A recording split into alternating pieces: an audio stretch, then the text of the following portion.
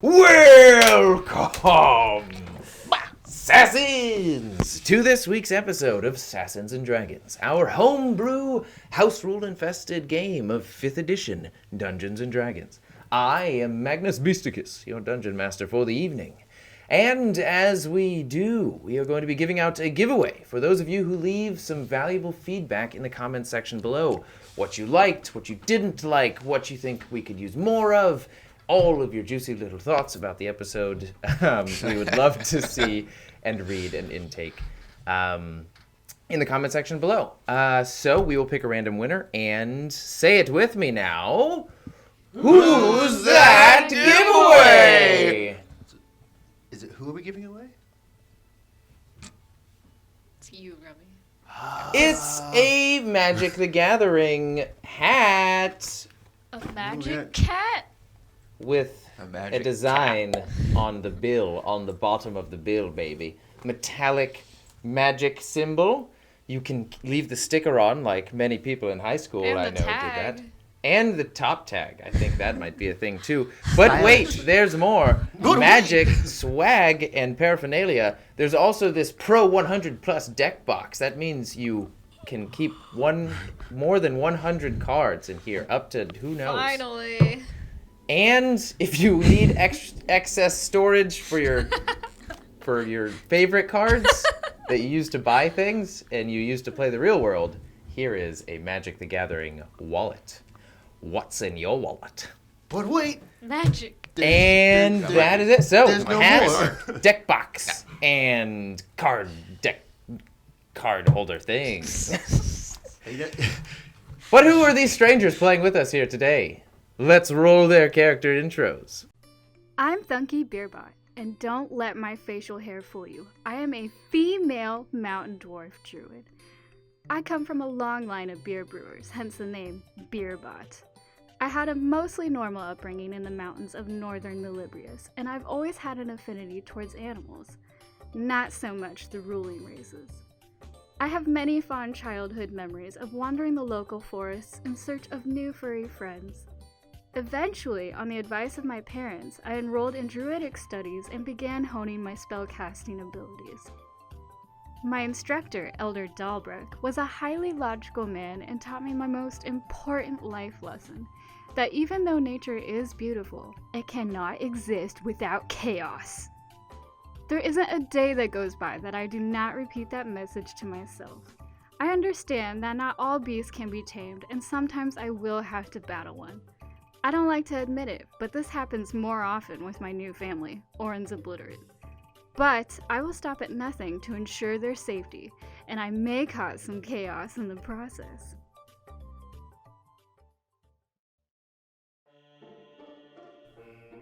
If you were to gaze upon the mysterious property of Orenbelle's finest artificer, you would find a very large mansion met by a garden with superbly sculpted shrubbery. At any given time, there is but only one worker which may be found on these grounds. And why, that is me, Crow. I am one of Master Cumentus's many creations. The majority of my being is made up of organic, plant-like material. The rest is mechanical. There are many duties for which I was created for, some of which include cooking, cleaning, obtaining materials and ingredients, assisting with laboratory duties, removing trespassers from the property, acting as the master's personal bodyguard when in town, and closest friend, always. These may be some of my regular duties, though Master Cumentus mentioned that I am fully loaded with great purpose and grand potential. I have yet to discover the meaning behind those words. Maybe he was referencing the inaccessible areas of my internal systems, or maybe he was just trying to make me feel better about my self-realized lack of greater purpose in this world. Or maybe it is a metaphor for the many journeys he planned for us. Either way, I seek to discover the true potential of my being. Hello, I am Varkir Invictari. I am an Aasimar of the clan Invictari at Barathor's Reach. To explain more about myself, I must first explain the world we live in, full of angels and monsters that toy with mortal lives like cheap coins. I sought out to rid us of the need to constantly appease these beings of considerable power. Even if all the world is my enemy, they will thank me when the work is done. For I believe in the strength of my fellow mortal. We have turned the tides of battle with nothing but one act that has spiraled out to a glory that is yet to be rivaled in this day and age. Kalinor, my right hand, my sword and shield. Otero, my left, my bow. All the others were dear to me, just as my mother and father. The angel that speaks to me in my dreams warns me of the dangers of what I do. But I know my path is virtuous, though I cannot say the same for the company I now find myself with. They may represent the truest of dangers, or the brightest of futures. Time will tell. My name is Herchek Bane.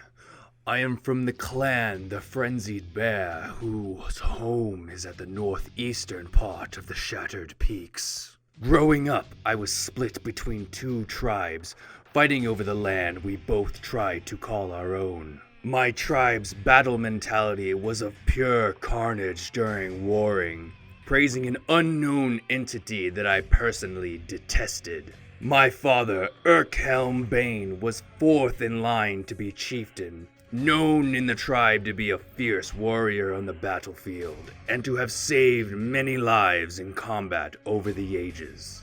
He has but one mighty secret, which is where I come in. Born from a forbidden love with a mighty warrior woman from the clan the Roaring Tempest, my tribe's rivals. My mother, Rakir Stormwill, the Roaring Tempest. She was a brutal warrior on the battlefield and a kind priestess to those in need. Her deity, Regentia, as a weapon as well as her shield, is the goddess I now follow. After years of secrecy, I could no longer hold back my rage. During a battle with a fellow clansman, I unleashed my storm-bound fury. Luckily, through the deeds of my father and the tribe, I was not sentenced to death on the spot. I was, though, cast out from my clan, exiled, never to return or show my face around them.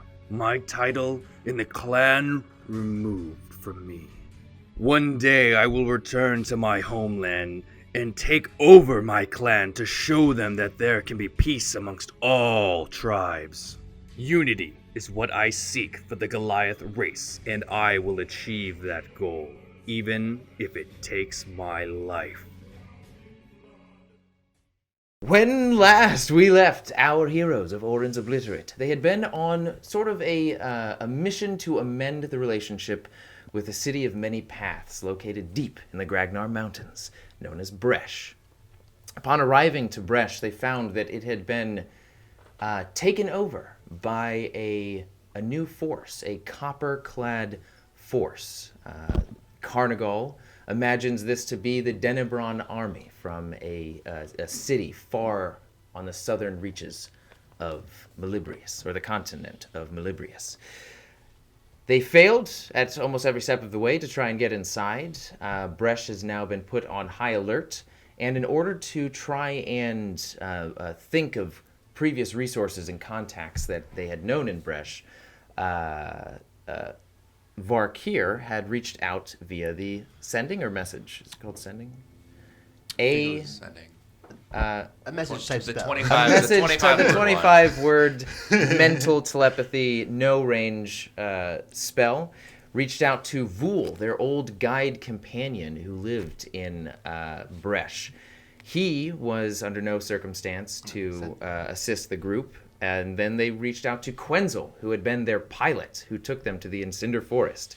And Quenzel had seemed to be in a bit of a situation, under a bit of duress in the floating forest, a place they know, or our party knows, very well. A dark and misty forest of many different Underdark creatures.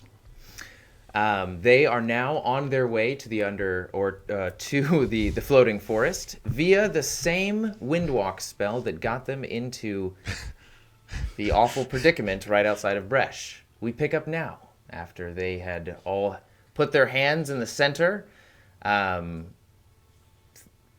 Penke before this sort of took Herchek and Varkir into his domain for a short adventure, spit them back out a little bit more heavy with gold and items, and sort of as procedure for your Windwalk spell going forward, Carnigal had recommended that if anybody needed to say anything crucial to the group, they pull ahead, find a spot to de-Windwalk, to decloud themselves, and possibly deglove themselves as well. I'm sorry, I shouldn't have said that. And to convey the message to the party, but it must be a safe location. Also, telepathy spells work so long as you cast it on yourself before you go back into the Windwalk phase. All right, so we pick up now as clouds together with Carnigal. What do you guys wish to do? You guys are in the Black Valley right before Bresh. You can effectively peek your head out from around the corner and see Bresh in the distance. You're a little bit elevated in the cliffs. So what's going on? Guys just headed to the floating forest? How are you taking it? I've never been to the floating forest, so I'm just going to have to follow somebody. Okay. You guys staying high? Or you... Stay high and go to the florist. Make like a cloud. Make like a cloud and go to the florist. Are you going high? Are you going really high? Are you going? Are there any other clouds in the area? Yes. Today there is an overcast. The clouds are pretty high up, but you can see the peaks of the Gragnar Mountains sort of sticking into the heights of the clouds. Did we have a rest after coming out of the bag? For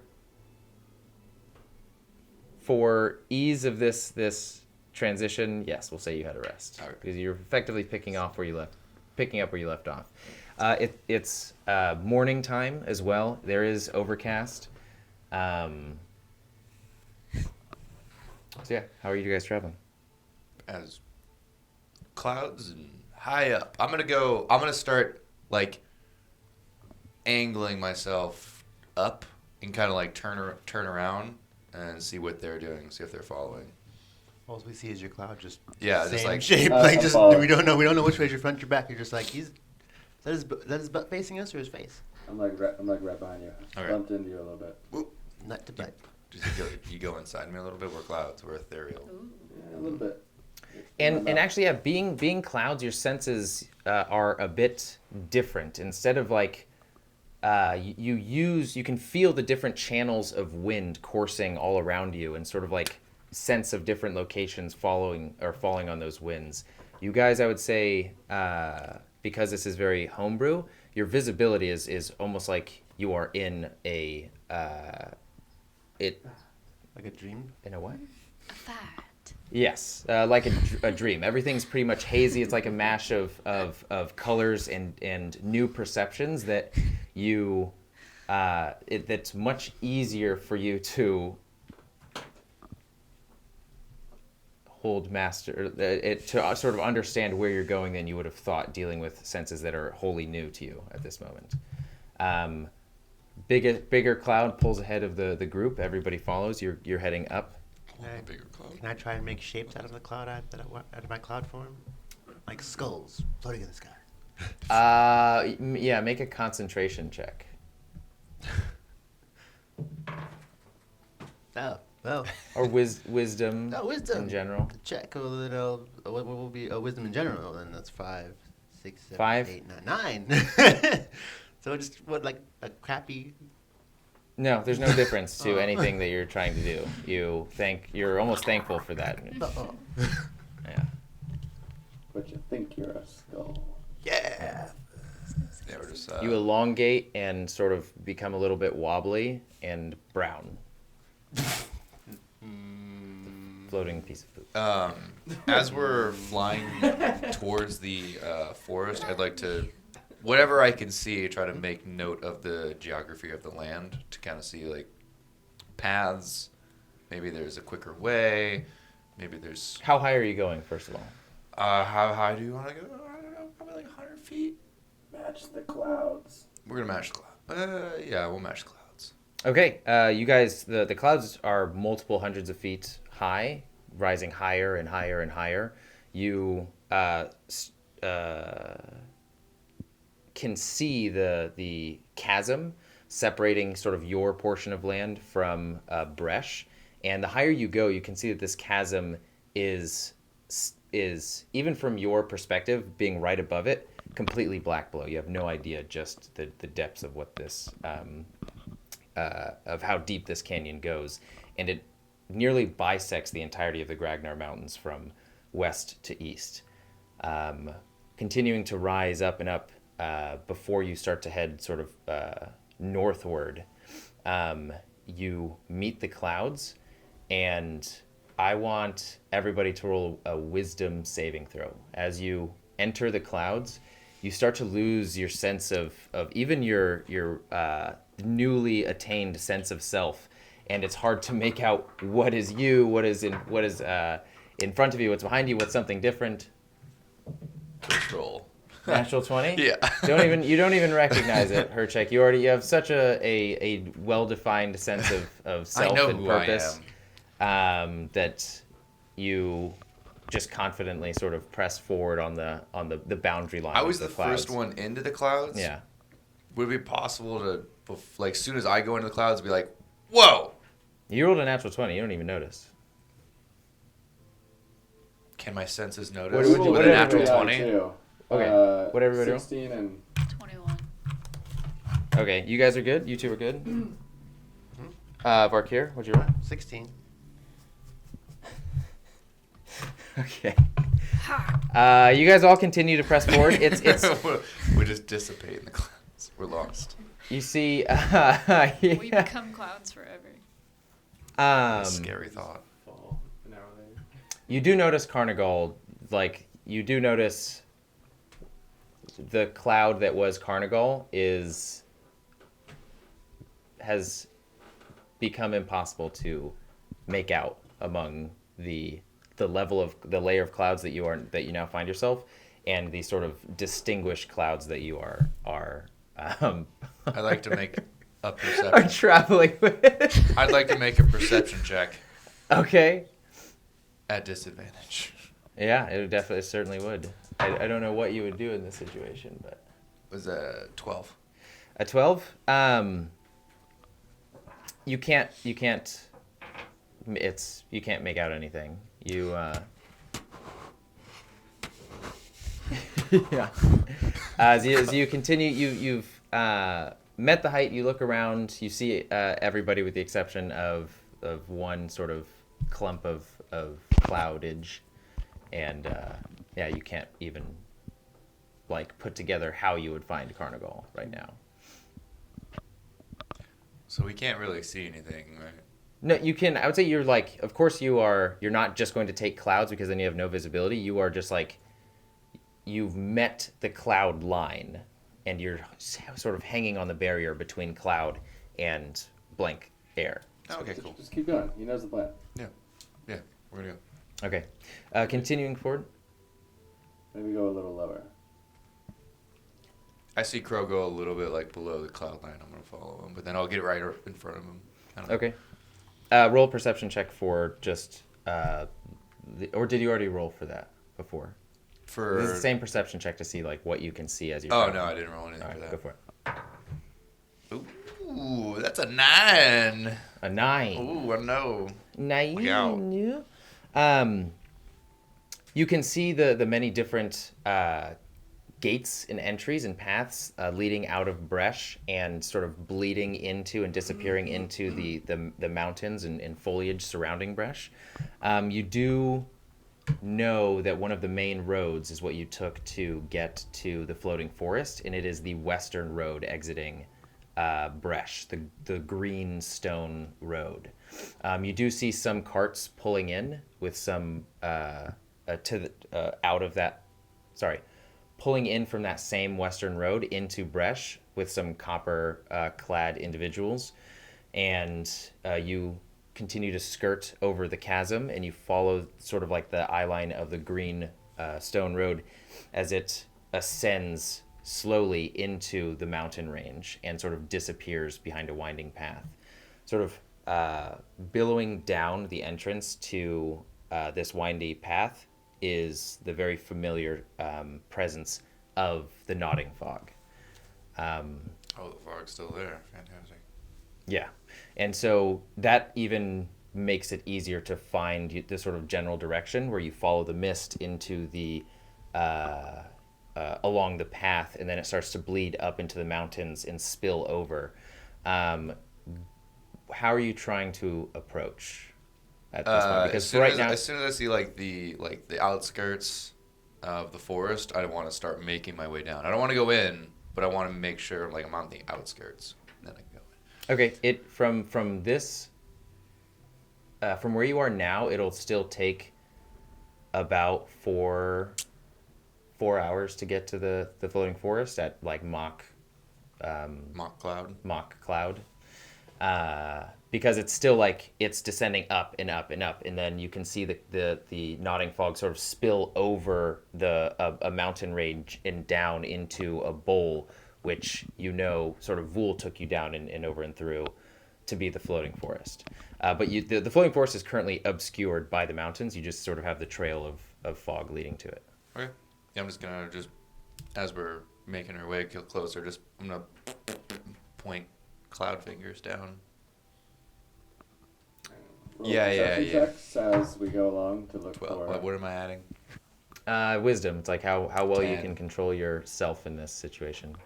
You just see sort of like blobs of cloud, just like. But it's floating down. I'm floating down. It's like when you see a face pressed out of like latex. Oh, that's scary. You just see that really like briefly come out of the You see cloud. you see her chick's face just. Oh my god. Jesus. Okay. Okay, flying down. Okay, you guys spend at about the 3-hour mark. You've reached the peak of the mountains, where the clouds themselves start to meet the highest portions of the mountains.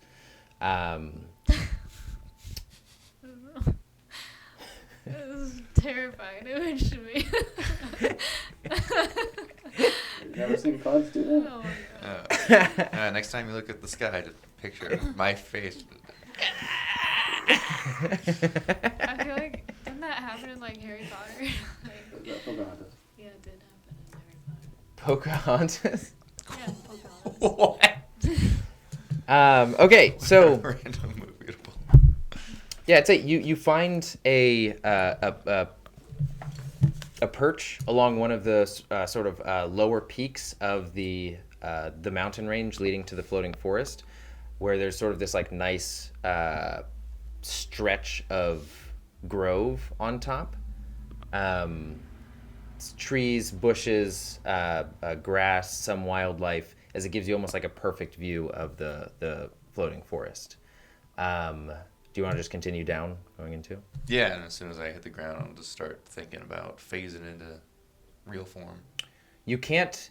So as you sort of hover over the edge and see the entire vista of the floating forest sort of contained in this bowl in the Gragnar Mountains, you see the familiar Belbanus trees sticking out of the fog, and that's all you can see. With the brightness of the daytime, it's like a huge thick layer of fog, and the trees sticking out, many, like hundreds of them throughout this land, and that's all. You can't really make out like a clear landing pad.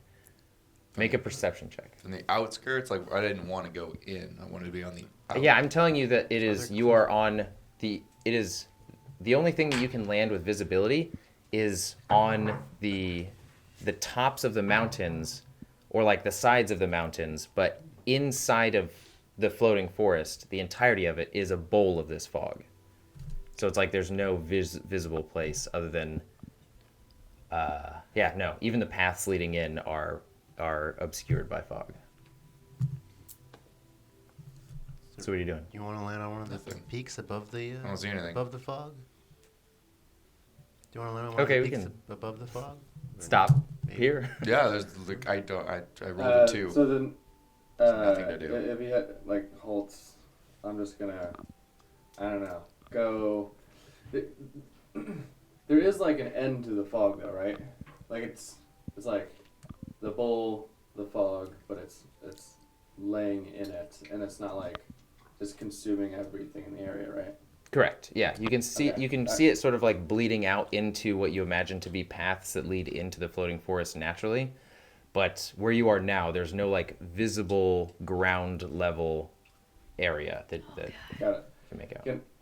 Can I would like to just hover, I don't know, 20, 30 feet above the fog layer, the top of the fog layer, and then just like start to do small circles, try and indicate that, you know, group should just gather up. Okay. Is the fog still poisonous to us in cloud form, or is it not? It's a good question. Do you have your Olishan cloaks? No, we don't. No, you don't probably because you threw away your scraps.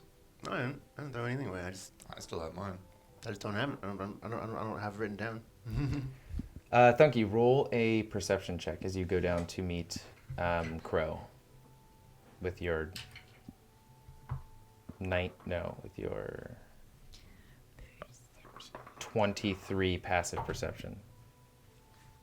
Actually, I'm sorry. You don't have to roll a perception check for this. As you're going down to meet Crow, the only other sort of visibly distinguishable feature of the view of the floating forest that you have, as you get closer, you start to see.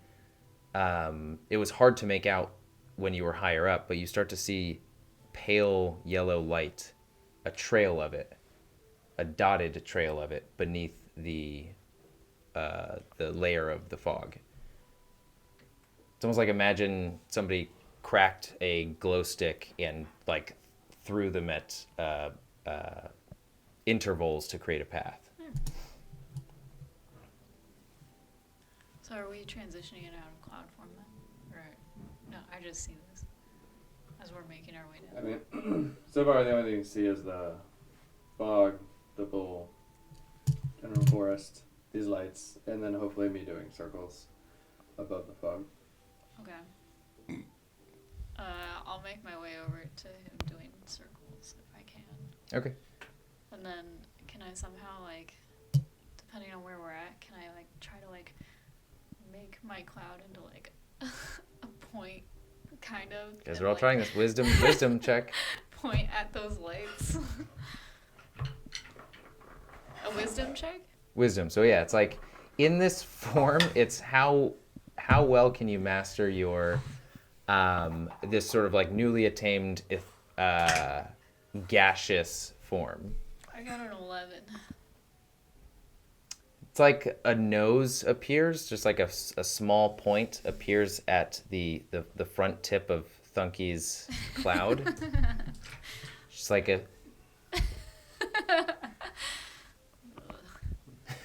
15? for what was the roll again? Sorry. I thought it was perception. Oh, okay.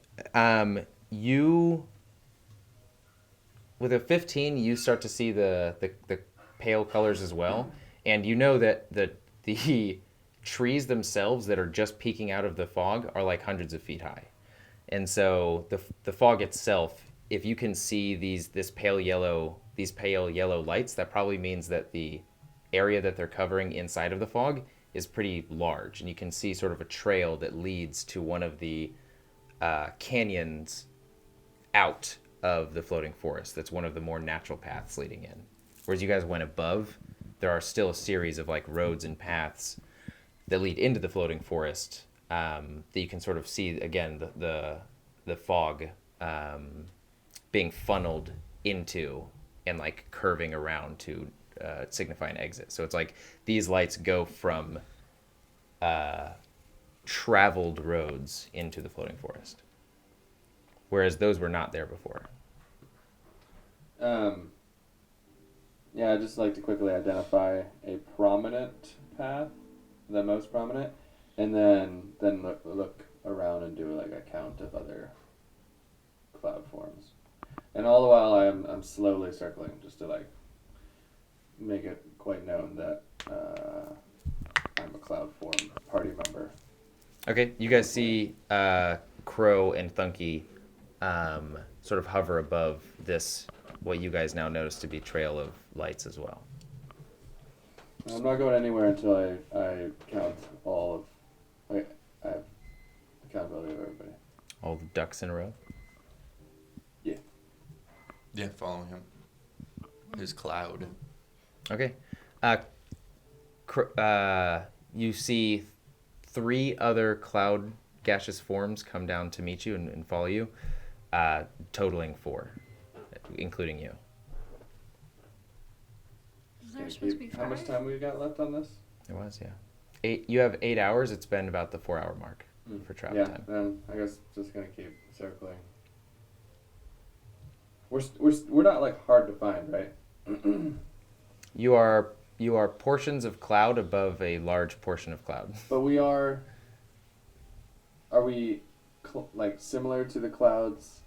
Are we distinguishable from the other clouds? I'm hoping that we're doing like cumulus unnatural stratus? movements right now. I never spent the time to rememberize those. Sorry, what was the last? My hope is that we're doing unnatural movements and that any stragglers would be able to identify us from the others. So I'm just going to keep doing this until the 5th one comes along. Okay. You wait an hour. You start to get a bit. All right, where are you? You wait another hour. You're getting close to the time now. You got 2 hours left, and part of you is just sort of, and you're still moving all the while, just distinguishing yourself. A 3rd hour passes, and you get Let's not wait Yeah. 3 hours. You Let's get not even very- wait You gotta 2 go. hours. During Let's that wait an second hour. or whatever, That's a little ridiculous. Can I try and go to one of the edges of the forest and like, hey, can we go to the edge over here where it's safe, like towards one of the mountain tops? We are on the... I thought we were still on the outskirts. You said you went down and Yeah, on but top like of the... down still towards the outside of the forest. Not like hovering over Okay, the but yeah, center but you're still over the forest, right? During this hour or however long we're here, I just want to be making note of different paths, different things that I see moving in the forest in the area. Just want to be very perceptive of what's going on in our immediate area. Okay, roll a perception check. Just be at advantage since we're just in one area.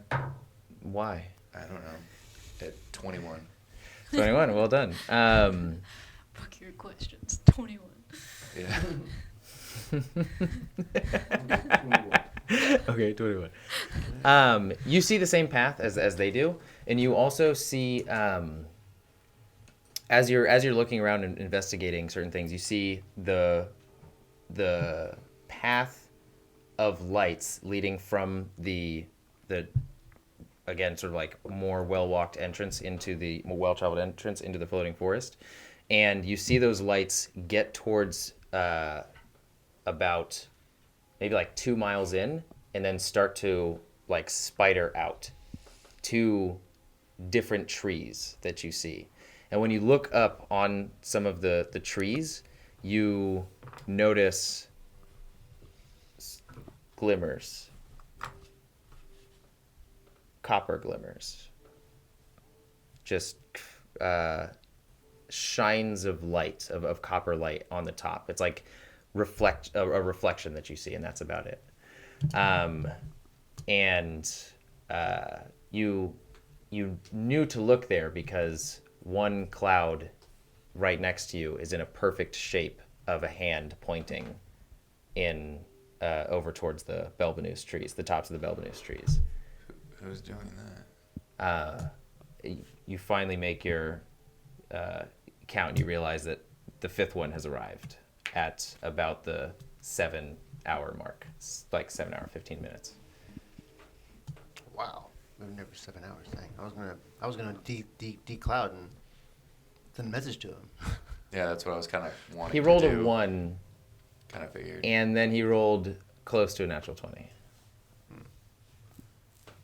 Okay. I at least want to. Well, we're in clouds form, so I want to just make my way down to a path. Okay, you also notice that there is in the viewpoint that you have now, following the trail, that there is one noticeable break in the main trail of lights. It's like pale yellow light, and it's almost like it skips 1 or 2, and then it continues to pale yellow light. About close to the spidering of the lights. And that was like 2 miles in. Yeah, Okay. about like a mile and a half in. I'm gonna start slowly making my way towards there. Hopefully, and then I'll stop, make sure the other clouds are following me. I'll follow. Are we going towards one of the copper people down there? It's an assumption. Well, I mean, if there are people down there, we kind of need what they're using to breathe, so.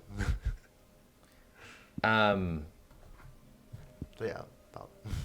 Just going to the open space? Yeah. Okay. As soon as I go into, I'm gonna like teeter it because I do remember this gas being poisonous. So I'm just gonna go see what happens. Okay. You don't have any lungs, so you're good for right now. As you go in, again, it's not like you have the sensation of breathing. It's more just like following different channels of wind. And it just feels like a denser, like the gravity was turned up a little bit as you enter, only slightly, just like a small amount of pressure pushing up against you. All right. I'm going towards the blanked area, but I don't want to go into it. I want to be like kind of a good distance away from it. Okay. A couple 100 feet, I suppose. Okay. The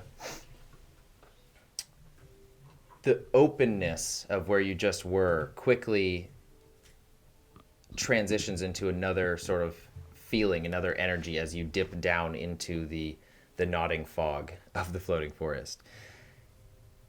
You hear less. Actually, you still don't hear much. It's these sensations, but almost in the same dream-like state that you're in right now. It goes from nearly pleasant travel to like snippets of nightmarish feelings and noises. It comes. It's almost as though like your memories of the floating forest previously, of all the monsters and creatures and sounds and dangers, are giving you this dream-like sensation, if that makes sense, or like are adding to it. You're putting your own images to the sensations that you're feeling in your cloud-like state. Does that make sense? And so you, as the deeper you go into the cloud, the harsher this sensation becomes, until you start to see the light bleed through the clouds, the different portions of light. Are you still going towards the blank area? No, but yes. I know. As you sort of skirt along the outside, you're getting very close to one of the portions of light, and you can actually feel the wind move around. Like you can feel the pathways that you're traveling naturally start to almost like spin in a vortex around these portions of light, and it actually becomes hard to enter. Like, I don't know, you feel like a thick barrier of wind between you and any of the lighted areas, if that makes sense. How close are we to the ground? You guys you've traveled, I would say, about 100 feet. You're about halfway there. These lights stop at about, or it seems as though they're emanating at about like a 15-30 foot height. Okay, I'm still making my way to the ground. Okay. My goal is the ground. Oh, okay. Then yeah. You land on the ground. I start And thinking about becoming human. Okay. Is everybody joining him? Should we all wait to see if he can How breathe? far are you from the closest portion of light? So there's like a barrier surrounding it. So Not necessarily a barrier. It just feels like like wind is being pushed out from it. So in your current form, it's not an easy path to travel. So like 15 feet away from them. Okay. As long as it's on the ground. Are you the only one spending a minute doing this? Yeah. Yep. Are we gonna check and see if he can breathe, and then all decloud, or are we gonna all? Yeah. decloud? As soon as I break out of form, I'm pulling out the cloak that I had purchased and putting it on. Okay, go for it. Pinky's hand is sort of out and waiting with it out, almost like putting it over your mouth already, and you just take it, wrap it around. Pinky's arm retracts. And I'm just standing there, like, looking at them. And now you hear the familiar silence, but with the hyper acute.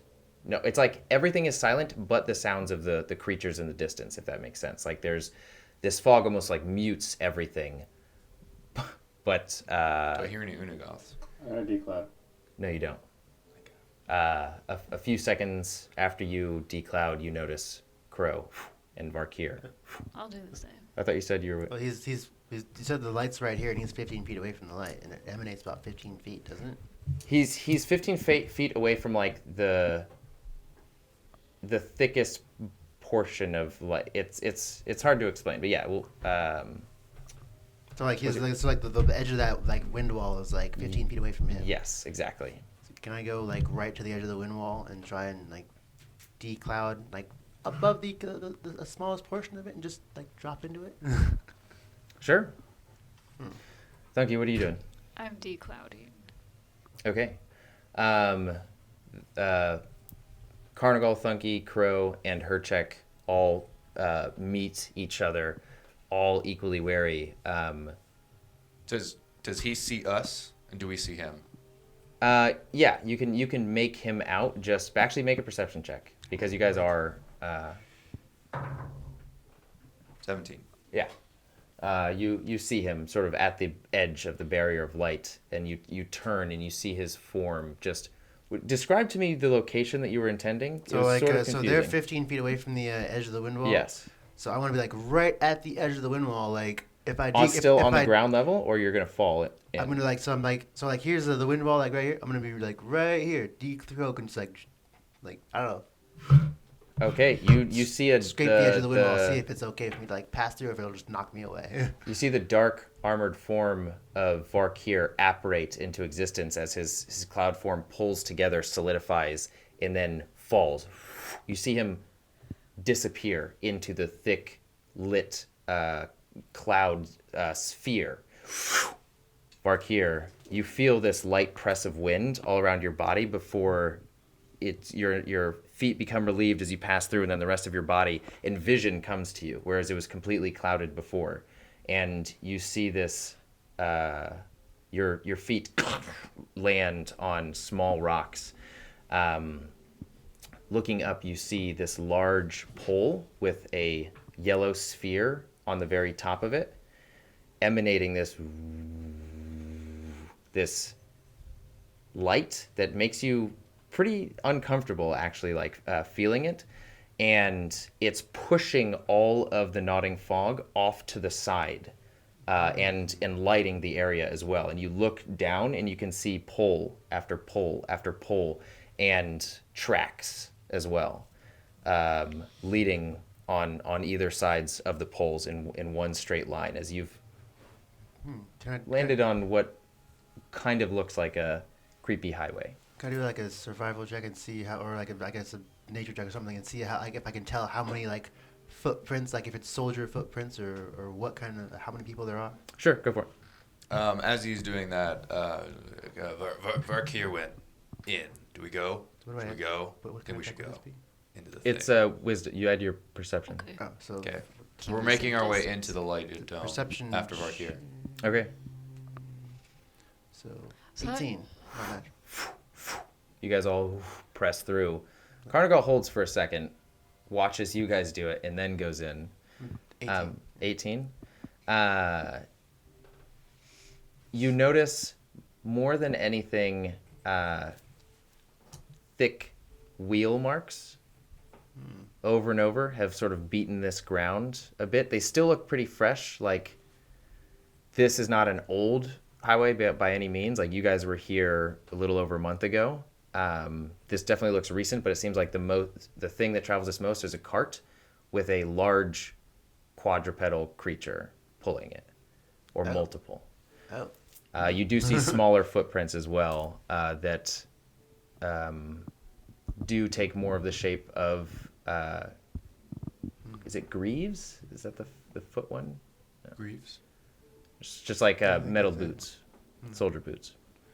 Okay, I guess I'll tell everyone, like, there's quite a bit of traffic here. It looks like carts, maybe some soldiers. I think I'm going to message Quenzel one more time and see what he's doing. And you see that to the going deeper into the forest, away from the path, there's an absence of those lights. Again, you imagine probably about 2 sections. Each section covers about 45 feet. Where it's just the nodding fog covers your entire vision. So it's like left path goes right into the nodding fog, right path continues down and out. All right, so can I do a sending to Quenzel? And I guess I say, hold on, I'm going to see if I can contact Quenzel before we head into whatever we're heading into. Yeah, absolutely. How is the air in here? You said it was slightly like cleared, right? Yeah. So your view is clear. You feel this small push of emanating from the light pale yellow sphere at the top of the pole. Can I take off the thing and see how I feel? Yeah. I try that.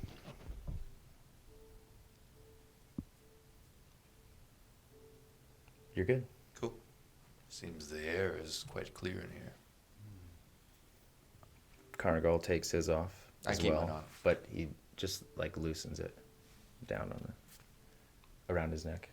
What are you saying to So I Quenzel? guess just hey Quenzel, we've made it. Is that 2 words? Made it? Yeah, made it. Made 2 it. words. Made it to the floating forest. What is your situation, and where can we find you? You don't need to use all 25. I guess can you respond? Yeah, you hear. How fortuitous! When you see the break in the pale yellow lights, meet us there. How far away are you? We're almost there. If you hear a whistle... How many words is that? If you hear a whistle, I think that's it.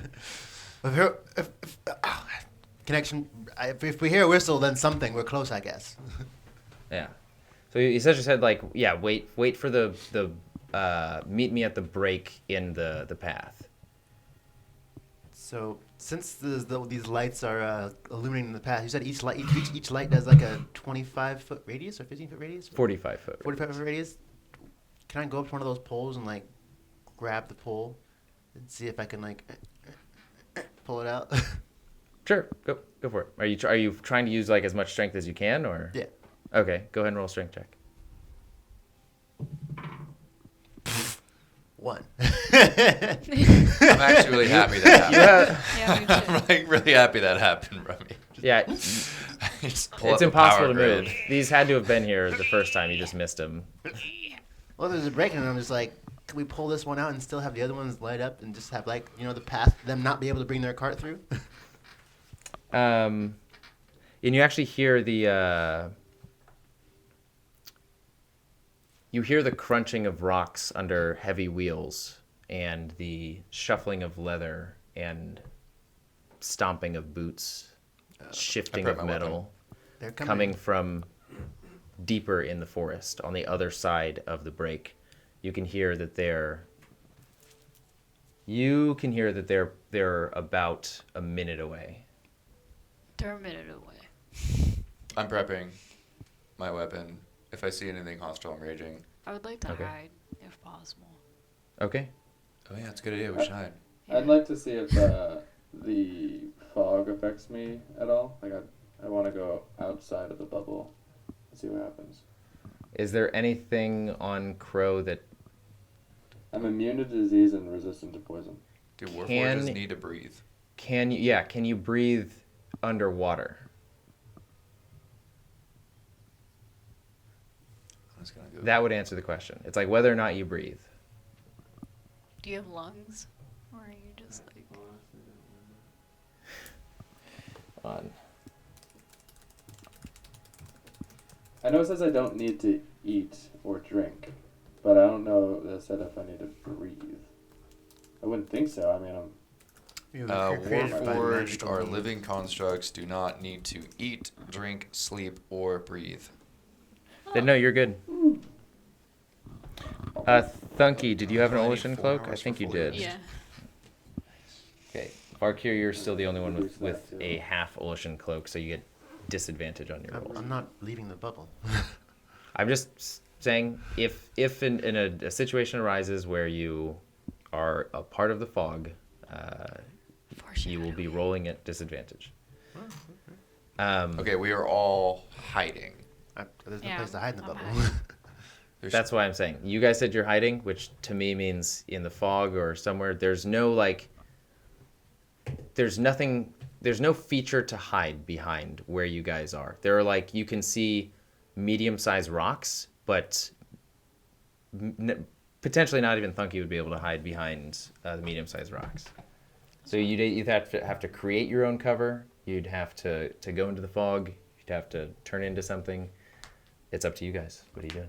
Rakia, can we just ask Thunky this Quencel person, if he is about a minute out?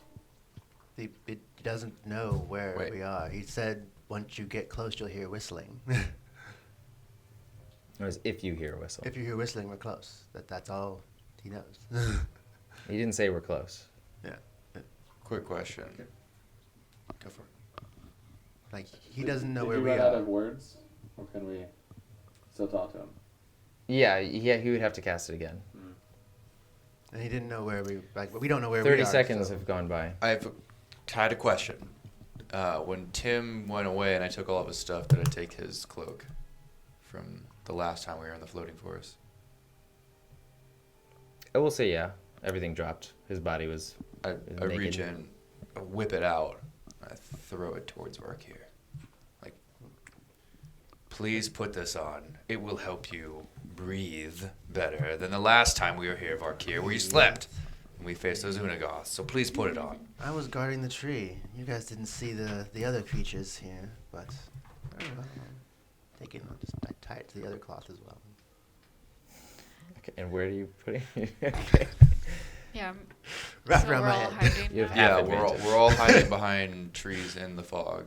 Yeah, I'm gonna. In that way, I want to keep a good line of sight towards the path, Isn't the it best like that I can, but wind wall? remain the best hidden that I can. Can we see through the wind wall? Okay, so there's the path, we'll say entering the forest, and then there's the path going farther into the forest, and then there's the gap in between those paths. Where are you guys in orientation to the central gap? Can we go Stay to the gap? together. Can we go to the gap? Yeah. Quenzel said go to the gap. Meet in the gap in the path. So. And I'm gonna point the gap was that way. It's very clear where the gap is because it's like the road just goes right into the gap. Okay. Yeah. I'm I'd gonna. like to dim my eye holes and. You want to add another word to that to Over make it my even more body. creepy? And then Get up out and outta here. effectively try to stealth. Okay, go. Everybody roll stealth. Before that, I was just gonna say that if we get into combat, or we're getting into combat, if they look bad, or we just let them pass. Just let him pass. Just let them pass. If they have Quenzel, you need to attack. Yeah, if they have Quencel, do we attack them? Let's Follow follow them. Follow them. Okay. Just want to get that out there before we started going crazy. Well, this is well again with, just so you know, every time you do stealth, I have to roll at disadvantage. It's because of his gear. Because of what? His gear. Oh. I would have had an 18, but it's a 13. 17. I don't have any plus to stealth. 11. Hold on, keep those rolls in mind, everybody. Keep those rolls in mind. I'm gonna. Does anybody have pass without a trace? Yes. But I thought we were just hiding. So I was like, we're That's good. when you use Press that. That's when you. Yeah, that's when I thought we This were would've been literally. like, oh, we're all gonna stealth. Maybe no, I that's should only do when we're this. stealthing. That's It's only only when when all we're of us are stealthing. stealthing. It's only when we're stealthing that you pass. I figured like we just step off the path and kneel down behind a bush. I mean, that's stealthing. I don't know. In my head, I was like, "Oh, that's Can we- not it." Cast it. Can I cast it. Yeah, Can I we cast retcon it? before- like we're hiding. Oh, I have this password thing. At the last second, I look around. I'm like, "Oh wait," and then I cast it. Oh, wait. I did Wait, that. we suck at hiding Just the here. bushes. So Gives plus 10 on stealth rolls. Okay, yeah, That's a plus 23. 23. 27. What is wait, that so at? what does it do? It gives Plus plus 10 10, to all stealth stealth rolls. Oh, checks thank for goodness. 1 hour. 21. 21. 38. 38. Wow. Which Jesus. Okay. I am a bush. No, you're just a tree. Carnival.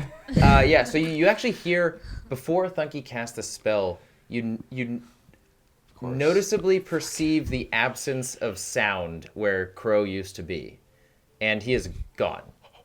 Even in the mist, which you can see about 5 feet in front of you, that's as much visibility as you have.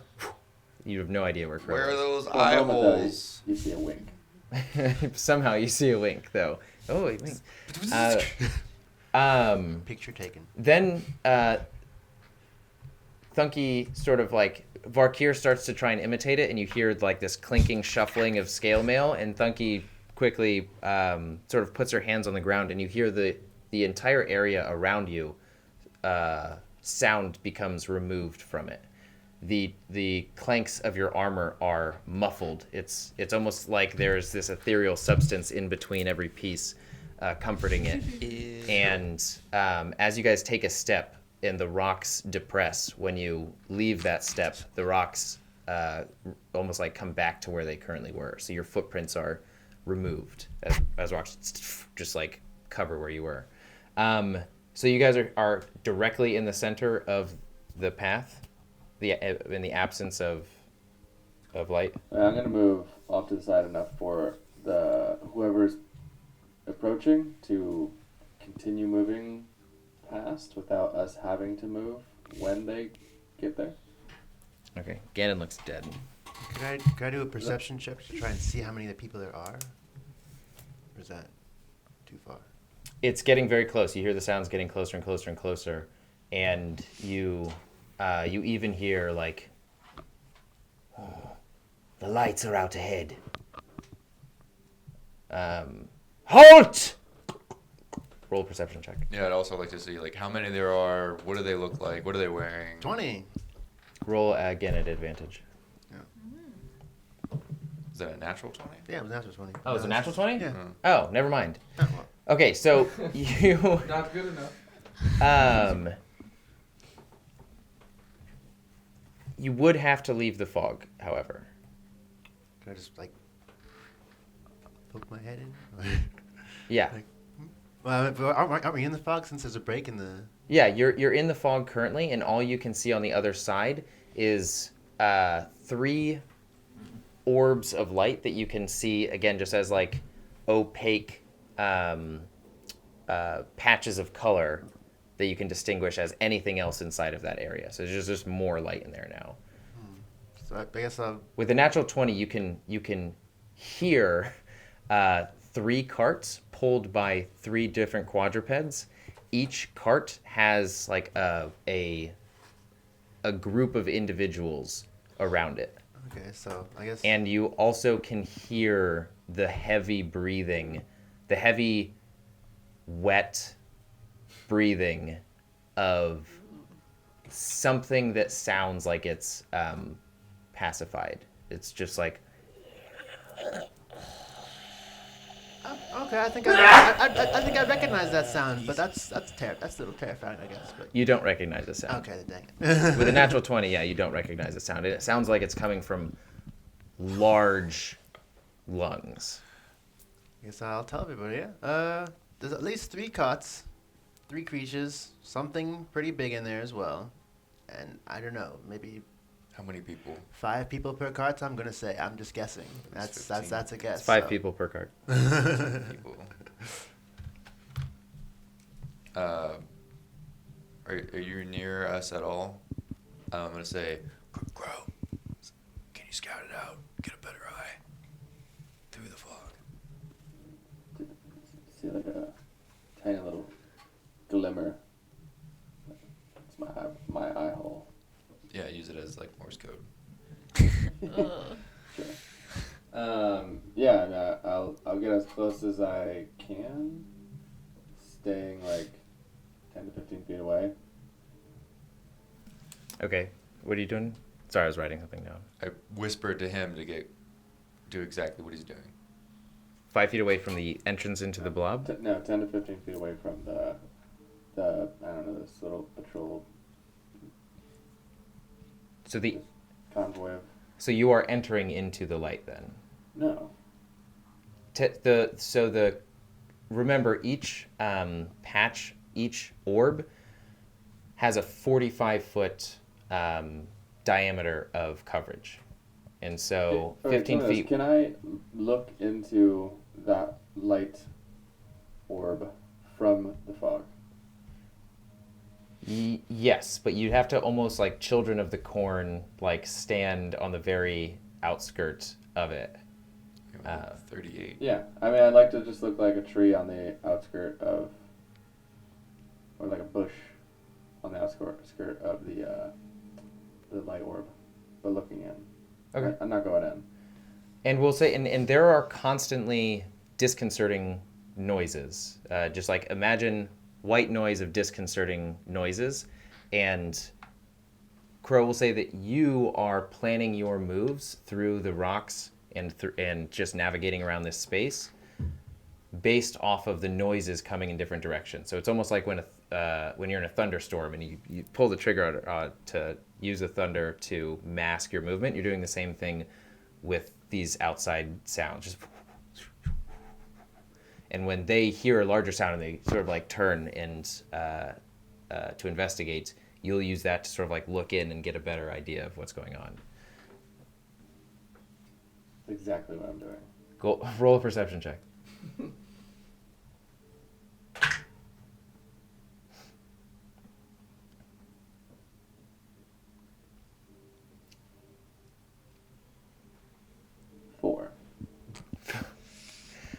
You get all the information that the basic information that Varkir conveyed to you. You're just confirming it. 3 carts. There's the quadruped leading the cart is about 10 feet high. It's got, I would say, the rough shape of a horse, a little bit more slender, with this long, thick neck and this very thick or sleek, sort of smaller ovular head that has a copper mask over it, and almost like exhaust pipes leading from like a grate on its mouth up along the length of its head, and you hear and see just like sparks sort of flare from the tips of these pipes. They look like they've got some sort of almost like they're Warforged-esque creatures, but more industrial. With like almost like dried blood, thick hide. There are on the front cart. It seems like there is a leader who's leading the charge, or who is more adorned than everybody else. And each cart does have a few individuals around them of varying different loadouts. One of them turned to sort of look in your direction before you could make out sort of any specific individuals or roles, responsibilities. Did I see a bird person? You did not see any bird persons. Peoples. Okay. Okay. Gonna... And at this point, they are the one on the lead horse says, "Fan out! Don't go into the mist. We all know what's in there. Give me a report." And then he goes, "Scander." He points at what is, it was like nobody there before, but somebody almost like apparates. And he says, "Go check into the mist in front of us. Check on our guiding lights." And he goes, "Yes, master." And he sort of like his cloak drops. It almost like seeps into the ground, into the rocks, and you can see this like shadowy essence just crawl along the ground and go into the straight into the fog in front of them. I go to Varkir and go, send a message to Quetzal quickly. Let him know that there's company coming. We're not close to him. He said whistle. But, I mean, if there's a guy like immediately doing this, I mean, shouldn't we provide some sort of distraction so he doesn't notice No, we us? shouldn't do anything right now, but send a message to Quetzal letting him know that there's people coming towards him. Huh? He's They're further. going the opposite Quenzel's direction. further in. Towards the no light area where these people are currently heading. Herchek is under the impression that Quetzal is in the center of the gap of light. Oh, We were supposed to meet Quetzal. I don't think he's there though. Varkir, can you just send a message to Quetzal This is confirming getting where rid he's of my looking? 3rd level spell slots.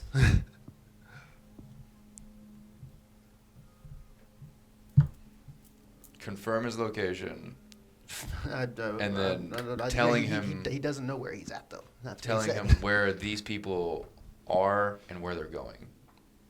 All we know is they're at one break.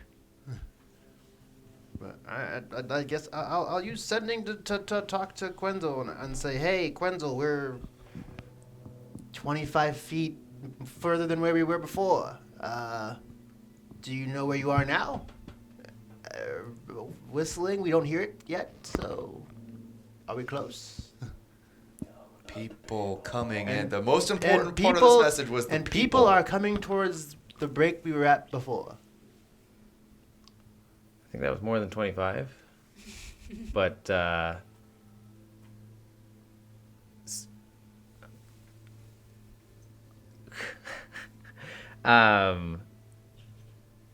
Quenzel goes, because that's a very confusing message. You're at the break already? It's only been a matter of minutes. That's why You can't respond. There should be a caravan coming. Don't let them pass onto the other side until we arrive. Remember, when you hear the whistle, oh, my ride's here! And then he... So Quenzel's still further back, and he's coming here. I guess he said just to not let this cart pass through this area. I'm not sure, but if he meant attack them, because there's a lot of them here, and if we attack them, he'll arrive during a battle. Do we agree to move out then to hold the cart but not attack them? Do we break? I think some of us, two people, Could you turn two into people an break Unagoth stealth to go out and- there. and like do some things to distract them. Can Unagoth breathe in this mist? Yeah, the Unagoth live in the floating Oh, forest. well, But they do yes. typically hang out during the nighttime above the clouds. They, during the daytime, pretty much sleep in. You I could be an also don't aberrant. know. Would I hear this conversation happening? Like, what? No, you wouldn't. Mm. It's all in the I mind. Didn't you come back after the? No, I think I'm still up very close to the light orb. No, well, I mean, you guys are together in a group. I was assuming that you were just reconning. You have to be in together as a group for her spell to work. How far does that? I think it's like 10 feet diameter around you or something And, like that, or up to 10. It's either 10 people or I know it's 10 people, but it might be up to a certain distance. How far did I have to move to get up to the edge of the light orb? It's like a 5 foot barrier before you go in, where you can sort 30 of like feet. make out 30 feet. Okay, better. Oh, okay. So I am still within earshot of Yeah. them and up against. Yeah, but you can't hear any conversation going on in his mind. I'm just gonna go. No, but wasn't he talking to? Yeah, I was Yeah. talking to the group. Yeah. Yeah, saying like two people, go out, distract, two cover. Why do we need a distraction? They don't even know we're here, right? No, not yet. Quetzal said to hold the cart, hold the. Hold the cart. I thought Hold he these said carts. just Just don't let them Don't pass let them into pass. the voided area, I guess call it. Say, like, Crow, you stay stealth. Farkir, you prep a hold person or something, some kind of spell, and Thunky and I will go out to kind of hold. If you change into something, I guess I could go and do an Unagoth. I would not do Unagoth. I would not do that here in this forest. I would save it. Okay, fine. I'd say, go out as you, but if things go down, you should have that in your back pocket. Okay. Maybe we should try and capture one of their members. We could get information, and it would hopefully hold up this convoy. That sounds good. You hear, and you see a light streak out from the inside of the lighted area, and arc into the mist, and it's almost like a comet, but it clears out a whole bunch of the mist as it lands into the ground, about 60 feet outside, and it's almost like the mist slowly fills in the gap again, and then multiple different arrows with this highlighted orb, showing off the same pale light as the inside of the protected area, as they're just like multiple arrows arcing out. See anything? No, not yet. Okay, wait. I'm gonna move in the direction of one of the arrows that they already flew. As soon as it fills, I'm gonna like step into that void that was filled. Smart. Okay. I'm also gonna cast Wrath of Nature. Wrath of Nature. Yes. I'm putting away the Starlight Conqueror to make it look like I'm not like threatening at all. But if I see threatening manners, like if they're taking like aggressive stances, like a fighting stance, I'm going to take out the Starlight Conqueror and I'm gonna rage. But I'm now stepping up, like motioning to Thunky, like, hey, let's put this plan into action. Can you do the talking? What? Well, I did just cast Talking? Wrath of Nature, which To means distract them. Oh no! Let's snatch one of their members. within a 60-foot cube. So I would like to cast this, but like right on the break between the two light areas. You know, like Okay, where and what does they're it do? traveling Yeah. into. It's a total of 90 feet in between the paths. That's fine. It's just a 60-foot cube that I cast on, like in the center, I guess. So grasses and undergrowth. Any area of ground in the cube that is covered by grass or undergrowth is difficult terrain for your enemies. Trees. Are there any trees lining the path? within the No, this is 60-foot cube? like dense, packed, small rocks and dirt. Oh, okay. Are there any roots and vines at all? There's some like very dead, very dry pieces of what look to be small roots that you imagine could be attached to the larger Belbanus trees overall. And now that you pick out one root, you can sort of see like another one and another one. It's almost like there's a huge underground channel of these roots throughout the entirety of the floating forest. Okay, so then, let's see.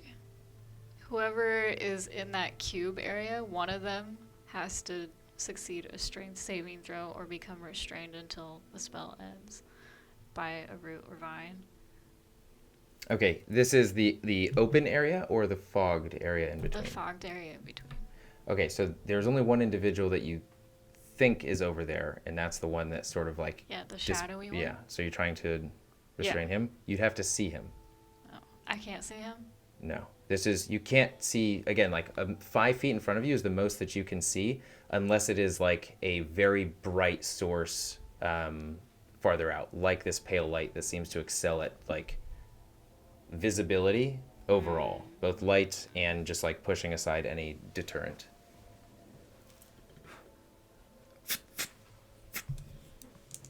Arrows keep streaking. Are there any other? I'd like to do a perception check. Actually, I'm looking for other members of their convoy that are fanned out. Okay.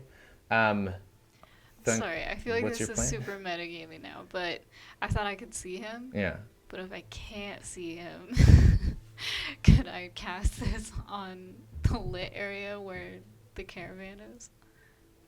Yes, and so it's centered on one person, but in a 60-foot radius. Did you say? Yeah. It says a 60-foot cube centered on one point. That could get, if you did it on the central cart, it would get all of everybody inside. Okay, so now I'll do that. Okay, I'll cast it and on you're the doing caravan. that now? Yes. Okay. Well, this is a moment of pause as a scene of potential drastic change is about to happen. Thunky is casting a spell that will notify and affect the entirety of the caravan waiting inside of the lit path. What is everybody doing at this exact... Can I be like this? and None be- of these plans that we're putting into action are being followed through. Well, it's a distraction. They don't know it's coming So- from Carnigal me. holds your hand and he says, "What are you doing right now?" Do you want me to cause a big distraction? And to make it so that they can't move forward? Or are we still scouting? I heard Are something you about positive a that distraction. this is that we want to make this level of distraction right now? Her check looks like he's about to rush in there, which is kind of worrying We me. don't need to be aggressive for this. Oh, then what is our distraction? Us walking out would be like, hey, fellow travelers. No, I don't think we should do that. Perhaps we should just stay in the forest a little bit longer and watch them, I guess. Just I feel like if we come out... Report! you could just turn to an Unigoth and they fire one of those arrows and just act like you're scared and fly away. And they'll be like, oh, it's just an Unigoth. Let's go. You heard report come from inside from the leader, and the shadowy figure billows out from the ground, and he says, "Very odd manner, sir. The guiding lights have been, the next two have been purposefully taken down. What are your orders?" "Take a team in there, investigate a bit further, and then we move as soon as we find that it's safe." And then he yells to another group, and he says, "Keep your eyes open. Take turns going into the fog and search the surrounding area. Always have eyes on one another. Spread out." And then he points to a few people inside that you guys didn't get clear visibility on. He says, "Stay with the carts. At all costs." And you start to now hear the pressing of feet and boots on the ground as they start to sort of fan out in the area. Okay, seems like they're holding here. Say we stay hidden and just watch for now. You want to snatch somebody up? They're always Yeah. invisible. Should we move further back into the fog? Since they're going out into the fog and looking around. They're always within visibility of one another, so Say like, removing let's one find might hurt a the others. staging area so Crow can snatch one up. I think we should try and snatch, yes, one of the roving patrols. Wait, Moving- could we hear them say that? Yeah, you could. Remember, they said they will always keep each other in view. So that means if we take one, the others will be alerted that somebody took one. So then we take two. And then the others will be alerted that we took two. They are all going to be in visibility of each other. So this person sees this person, this person sees this person, this person sees this person, this person sees this person. We don't know their This pattern. person gets taken. We don't know their pattern. This of person walking won't be in. able to see this person. He said fan out. Always keep everybody in your view. So it's like, this person gets gone. Oh, these two people are alerted. These two people get gone. These two people are alerted. Either way, we What is your will alert solution? them.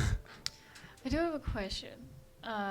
So for Druidcraft, it says the range area is 30 feet. So does that mean that I can like make a sound that's 30 feet away from me? Mhm. And so like we're here, and then like the path is here, right? Yeah. And then how far away or how wide is this path? 45 feet. So you'd have to get on like the edge. of the barrier inside. And the shadow figure, before he takes one individual and goes back into the fog, says, "It'll be done within a minute." And so he takes a group and goes out, 2 individuals. Exits the fog into the gap area. 2 individuals? 2 individuals, yeah. It's like both in a boat. Like, you get one, I'll get one. Just lock them up. And that cloak guy is not with them? The cloak guy is with them, yeah. He's leading them in. That guy seems really shisty. I don't know if we could catch that guy. Yeah. The caravan seems stopped. So maybe we should just follow these guys into the gap. Quetzal says not to let them go into the gap. As a caravan. The caravan is stopped.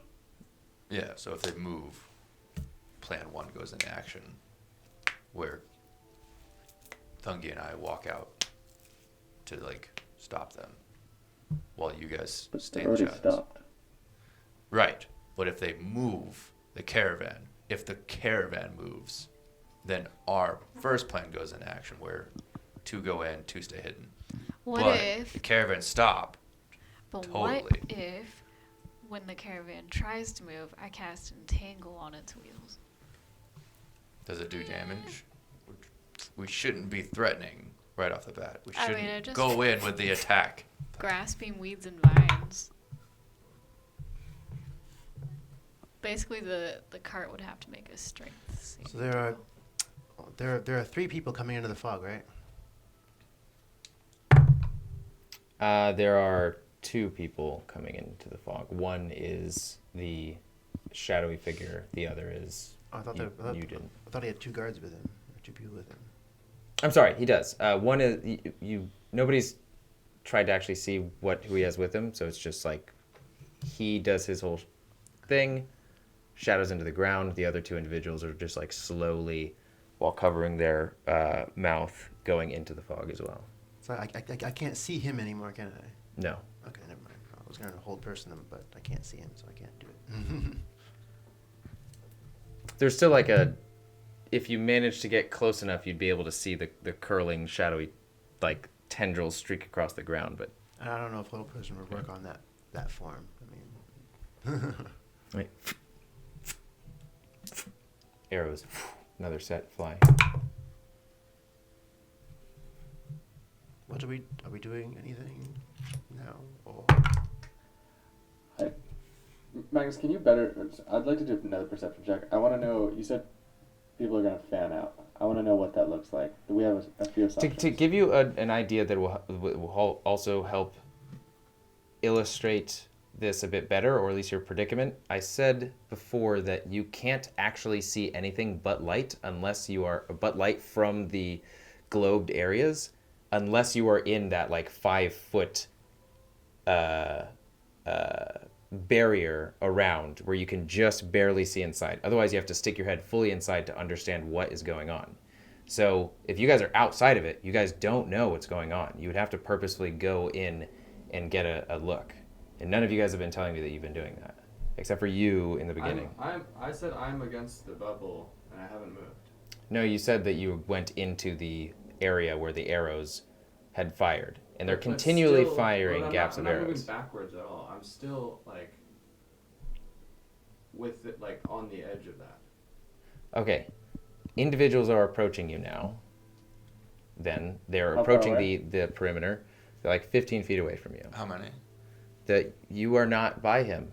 No, I thought we were all grouped together. Yeah, we're all How are we quite close talking together. to each other? Okay, so then that is different, because now you're actually not in cover. You're behind a thin veil of clouds, and you'd just be a group me, talking to just each I other. am. Oh, just you are. I thought Herchek was right next to you. You said we were within 30 feet of each other. Yeah, but you're not. Are you talking to each other? Because that's also in earshot of the caravan. No, because she cast Path Without a Trace. And I thought you said that sound is not. That was me just narratively describing what Pass Without a Trace does. But otherwise, if it did that, if it like did the full degree of silence everything, you wouldn't be able to talk to each other. it just muffles Okay. your movement. So, Yeah. Okay. Well, I thought being sneaky, we're gonna like speak no louder than the sounds that are coming. Okay, from but you the can't forest. say like you're actively moving all around this space and doing all of these things while still maintaining the same level of stealth. Like we're talking and I'm going to this side, I'm checking, and then I'm moving over here, and then I'm doing that, and then Depending on how wide the streaks are that from the arrows, I'm moving no more than like 5 feet to the right and then to the left. How far are those things being shot out? Those arrows. at a maximum distance of 60 feet. Oh, So it's they're- at varying so- levels in between So them. they're like, so yeah, you'd have had to gone way far to get to that arrow, to that like. I did say that the ones that are close, like I'm not going far out of my way. Like if they shoot one in my general direction. then Okay, are you guys all together or not? Yes, but I'm closest to the bubble, within 30 feet of them, with I guess at the edge of the perimeter. Okay. If you talk where you are, they will hear you. There are consequences for things here. So they've already heard us. No, because you guys just didn't understand the predicament apparently. But sound is sound. People have ears, and the group is now aware that there is a potential ambush in wait, so they are hyper aware. A group three individuals have gone out to go fix in 60 seconds the light pole, which it's at the 30-second mark, by the way. Planning takes time. Individuals are now skirting around the perimeter. One is staying inside. That's what I want to The know other about the is individuals skirting around the perimeter. okay. How are they skirting around the perimeter? Can you please describe that? Can I Yes, see they're that? going in groups. Roll a perception check.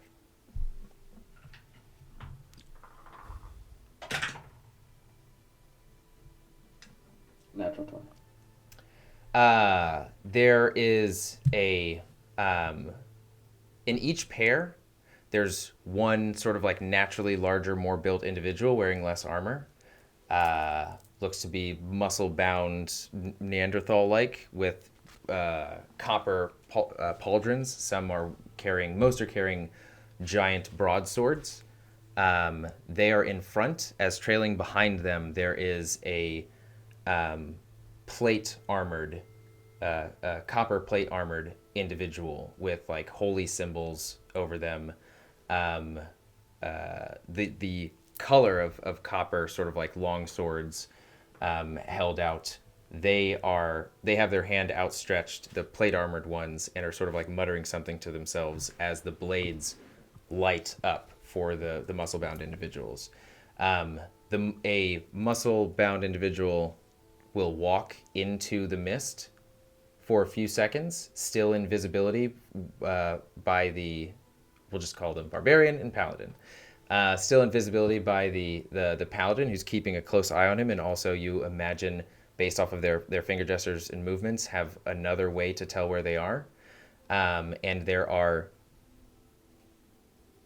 3 groups doing this. One set has sort of fanned out per cart, and so it's like one cart. Each cart had barbarian, paladin. Those 2 fanned out. Barbarian and paladin close to you. Another's like far down the way, and then the others on the other side more spread out. The other 2, and then on the cart themselves you see a mage archer combo, very similar to what you saw on the roofs of Bresh. And you see a sort of lightly armored, more leather, less plate individual with lances as well. And then you see the riders on top of the 4 or 3 quadrupeds. It's a lot of people. Yeah. Can I write on a piece of paper? Can I write like a note and pass it? Yeah. But again, you've got 30 seconds and arrows are I constantly have one flying. more question about this. So the paladin does not go into the No, fog? paladins stay. And how far out does the No more than 10 feet. barbarian goes no more farther out than the paladin or than the fog? The barbarian does not. The paladin will stay on the far edges of the fog, maybe a few feet before it, and the barbarian will walk in 10 feet into the fog. So at like past that 5 feet, visibility becomes heavily obscured, but with the light of the their weapons, they can see them. The paladins can make visual contact. Okay. I'm gonna start moving backwards, away from, back towards our group, and then in a whispered voice say, "There's too many of them. Let's get back." I'm just gonna slowly start moving, trying to get outside the range of 60 feet of their arrows. Okay. Oh, you're leaving 60 feet? Yeah. You're telling the rest of the group to do so as well? Yeah, I'm gonna give him like an ominous look. I'm gonna back away. Yeah, I'm following Crow. Yes, I'll follow. Yes, good. Yes. Let us. Or did you cast that rough terrain spell or no? No. What's his face stop me? Carnival. What has Carnival been doing? He's watching. Picking his nose. He's watching you guys. He's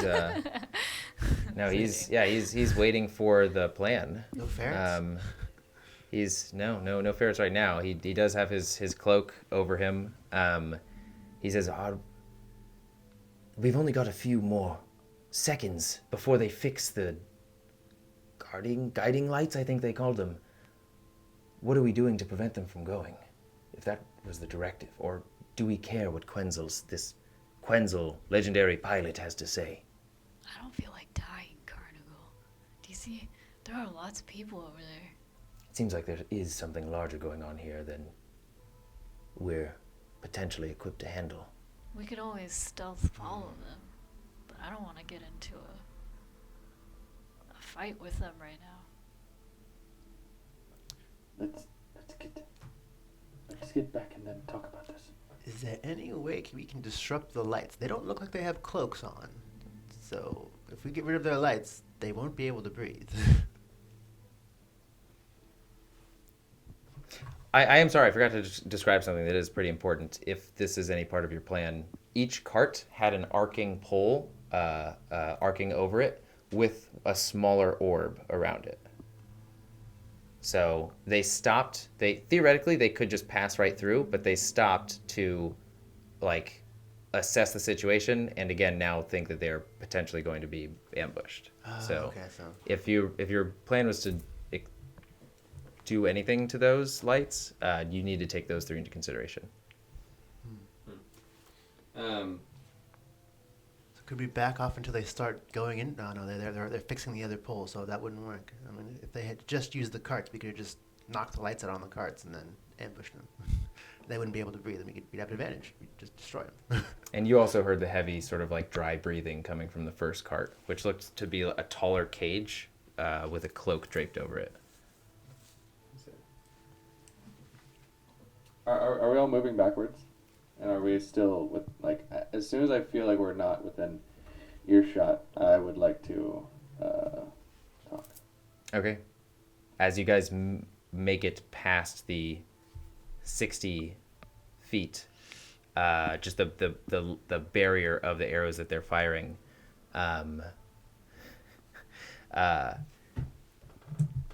you hear this dull hum. Oh no. And the path extends farther as the light that was tampered with comes back on. I think that, Funky, what is the biggest thing that you can transform into? Probably an Udagoth. It seems fitting. I think that you should transform into an Udagoth and be distracting. And if they do happen to catch you, well, you can use that fancy ring to teleport back here just like Vakir did. I don't see any other way to do this without giving up the entire group. Okay. So maybe just do flybys, but the original plan. try and fly overhead. Maybe it might provoke them.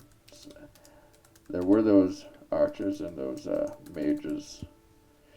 So try and be quick. Don't just do a slow flyby. So are we a safe distance away from him to where like I could transform into this thing and then go up into the trees? Yeah. Okay. I think that if you prove to be distracting enough,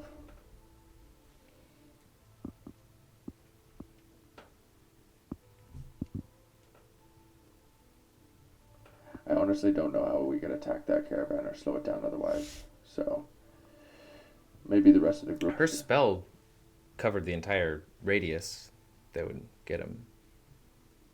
It would at least make the caravan harder to move. I'm assuming. What's the range on that spell? 60 feet. Oh, to the distance to cast. Yeah, I don't know. Hold on, let me see. 120 feet. Yeah. Do you want me to cast that, or do you want me to turn into an Unigoth? I think a lone Unigoth that is attacking them may be still distracting, but not make it seem as though we are ambushing them. Seems organic. Just turn your Unigoth and try and get into one of the bubbles like you're disrupting the lights, because I don't know what Unigoths naturally do. They may hate light. They may, I don't know, they may be like moths. Maybe they'll be like, oh, the Unigoth's just being an idiot. Yes, Unigoth is being really weird. You do know from your... Actually, never mind. You weren't there. If you could take one of the lights out, that would be also ideal, because it would slow them down even more. Yeah, maybe Alright. try and... Don't the I'll tails try have and like do a tail something. spike Yeah, thing? it's a battering tail. Maybe Alright. try if you can get an attack on I'm gonna that do it. Caravan light. Don't attack the caravan. I won't attack the caravan. I'll attack the lights on the trail or something. I think you should do this as soon as that party that advanced forward comes back to them, Okay. and then try attack the light. Don't get captured. If you do get captured. Stay there as long as you can. Get information if you can, and then teleport back here if it gets too wiry. I think we should probably advance forward and meet up with Quetzal. Well, we don't know which way Quetzal He is. said he's in the gap. He's So maybe further we should just get behind. close to the gap, but not. Oh, it's on. It's on. Okay. Second one, the path is fully connected at this point. Carnival says, "Thank you, it's now or never." I'm transforming into an Unigoth. And then I'm flying up into the, like, above the tree line, basically. Mm-hmm. And then I'm gonna, so, like, if the caravan is here, like, the whole, Mm-hmm. Yeah. The mass of the caravan. yeah, I would like to come in from behind over here, Mm-hmm. like, do a large circle like this. And then I would like to let out the loudest screech I can possibly make. Okay. Are you making yourself visible? Are you dipping down into the light? No, not yet. Okay. Just. So, and then the screech says it's a ranged weapon attack. So can I roll to hit that with my screech, like psychic damage? How far is the screech? Then? What's the distance on it?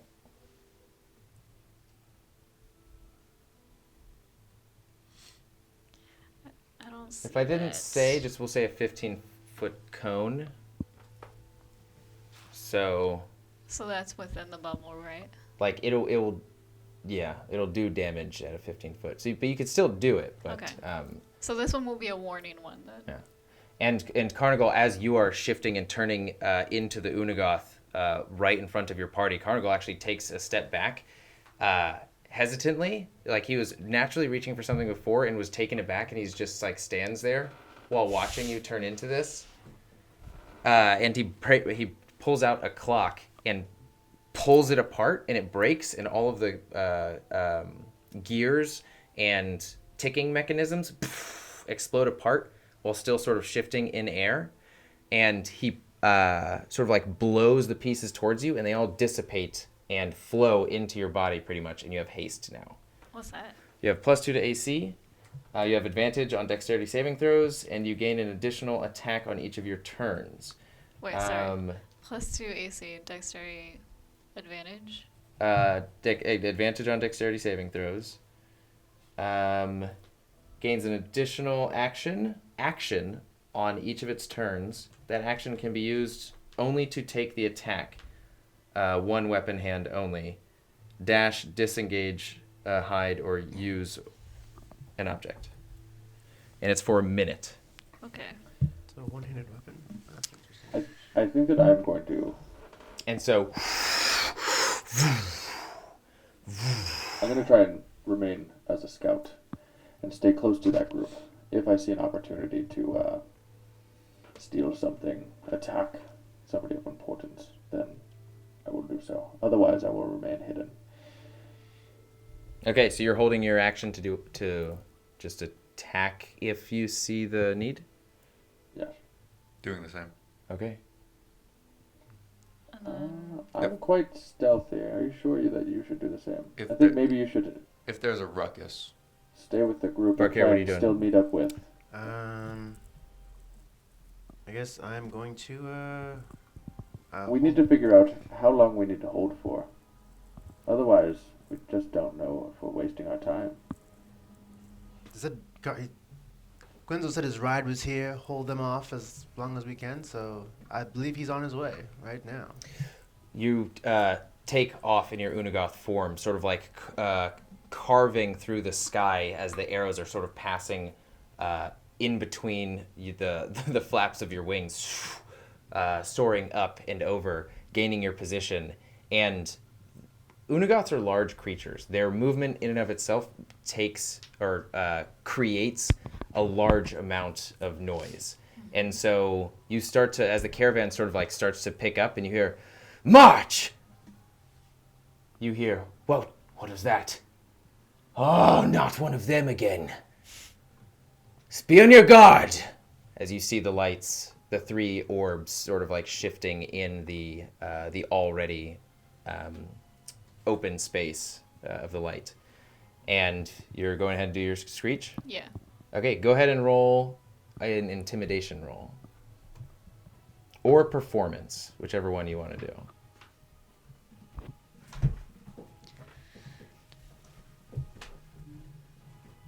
Let's see. Well, that's not good. An 8. An 8. I don't have very good charisma. And you hear, Oh, wow. "It must be a baby. There's not much we have to worry about." God. As they continue forward. Okay, so then I'm gonna let's see. So I would like to fly down towards the last caravan Okay. and basically make like dive down to it and then claw. Okay. So it says I have 2 attacks using claw, and then you gave me that thing, which means I have an. Yes, you have 3 attacks. Okay. Effectively. So then I would like. There are 2 people sitting at the front of the caravan, correct? No, there's the guy on his horse who seems to be the captain or the one leading this force, and he's the one at the front with a sort of like the lightly armored lance guy to his side walking next to him. So I guess yeah, you're right. Sorry. Oh, okay. So yeah. So then I would like to go for the guy on the horse first, and then basically like grip him and then like throw him into the. Like, claw him and throw him off. Okay, go ahead and roll a strength saving throw. Or not strength saving throw, just a strength check against his.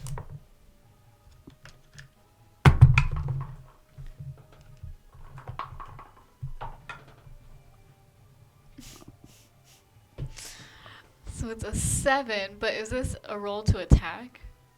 Or just a strength opposing? A strength opposing. Okay, so 7. Total, including all of your strength? Yeah, it's only +4 to strength.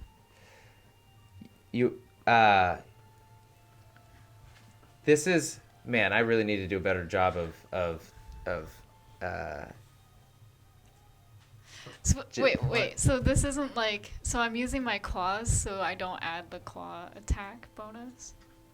No, because you're not attacking him. You are grabbing him and throwing him. So, but you're attacking the cart? You know, No, she's attacking the leader on the cart. Oh, I Quick, in and out. Yeah, like- but She, yeah, it- but it's I already, missed it's already, him it's already basically, said. so I'm like, the already roles doing have already been done. What I'm addressing right now is the fact that I just need to police my own sessions a bit more because, and I need to correct that form because Unagoths are actually very sensitive to light. So as you Ah. go, and this light gives off a different feeling than like, ooh, natural sunlight. So part of you thinks it might be okay, but this was also set up in the floating forest as a potential defense mechanism for their So for maybe their- that's why I for their moving sucked of all so these bad things. at that role. Yeah. So as soon as you as soon as you sort of like getting closer and closer and closer to the pale yellow light, and you burst in, you don't actually see anybody because it's just white light pressing against your retinas and burning your skin, and you take already 14 points of light damage, of fire damage. What did I say? Fire damage. 14 points of fire damage. Radiant. Not exactly radiant That's damage. Light damage. Radiant damage is always light. It seems like a weird concept to me. Like radiant is like, it's like the difference between water and holy water. Radiant is like holy light. Light is just light. Yeah, I guess So this it's would just be like a burning, yeah. physical effect of the skin burning as you flap the wings and sort of still see your opponent as you ended up closer than you thought. Multiple arrows are also fired at you. I want to like go straight back up after that. This fails. is still the consequences of you entering Oh, the space. I see. See, Bomb Kinda on my wanted- way Actually, down. I didn't roll to attack. kind of wants to attack the empty sphere and just tail whip the top of the bulb so it Ah. breaks. What's your But- armor class as an Unagoth? 14.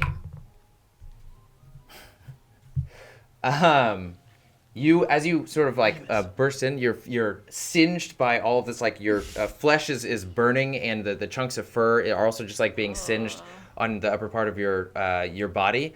And you feel before you can regain your senses the protrusions, just like the small jabs of arrows lining your chest and going through your wing. But most of them actually just fly past you and go right into the mist. And others say, "Hold your fire!" As you go down to grab the leader. He brings up his weapon to try and attack you off. Misses. You grab his arm and his torso and rip him. He rolled really low. And you rip him off his horse and throw him 15 feet.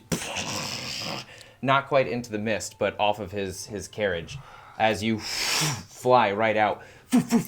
Arrows.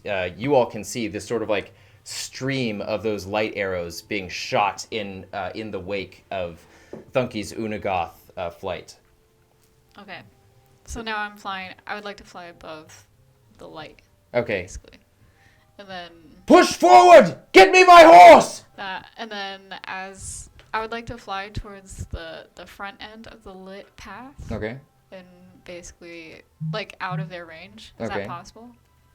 Like if they're here, is there like Yes, an it area is. But the that's, caravan like- is now moving, and all of What- you guys have to catch up. They What- have what's- gone from steady pace to now like fast pace. Yeah, I would like to dive down and basically battering tail one of the lights Okay, let's battering tail one of the lights. Okay. up towards the front end. Okay. Which direction did the guy in charge get flown into? The opposite direction of you guys. On the other side. You take, as you dip down once more, you take 6 points of fire damage again. Wow, all of these hit this time. That's great. Wait, she still was in range of their arrows? Yeah, I She's was trying still to go within range. out of range. Yeah. Is that possible? She said. Oh, I thought you were just the one in front of them. No, out of range of the whole caravan. I would like to go out of range ahead on the trail. What's your flight speed? Um, Because if it's 60? not in one turn, no. You would have to continue to fly alongside them because the firing range for an arrow is 60 feet with an extension of 120 feet at disadvantage, and you are flying away from the point where you attacked them before, so you could only get to 60 feet unless you dash, and if you dash, you wouldn't have an action to battering ram the light. Does she have Does that make an sense? extra attack with haste?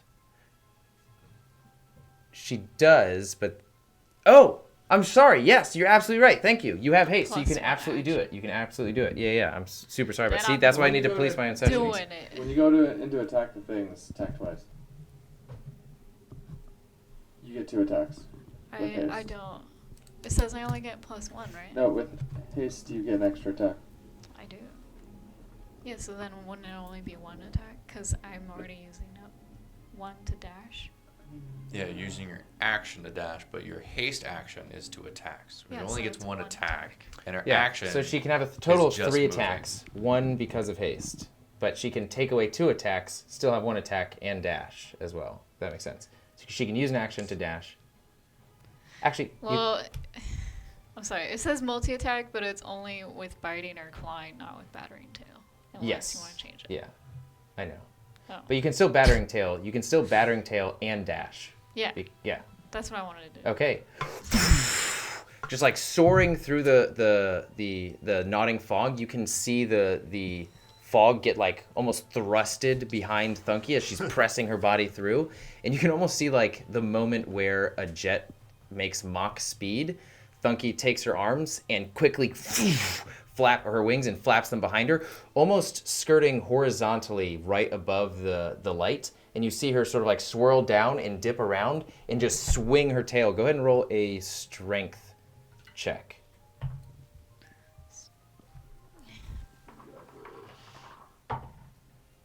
Oh my god. Inspiration voice. Come on, man. Oh, natural 20. Thank God. That was a natural 1 to a natural 20. Jesus. Yeah, so Mach speed, you can see, you actually create your own sort of absence of fog as you press your wings back behind you and push your entire body forward as quickly as you can. Spin down into, you still take the 6 points of fire damage. Roll into the lighted area, spin around, and swing your tail out, almost like you are e-braking into the tail, drifting.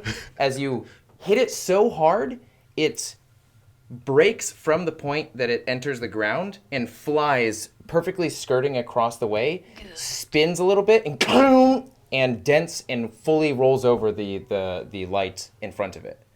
And so you've taken out 2 lights with a natural 20. Yay! Skin immediately feeling better. Thank goodness. It was a bad Sunday. Yeah, and at this point, the caravan is the leader says, "We don't have time. Keep moving forward. We'll count on our own guardian lights or guiding lights." Keep moving forward. More of a Vegeta-y type voice. Anyway,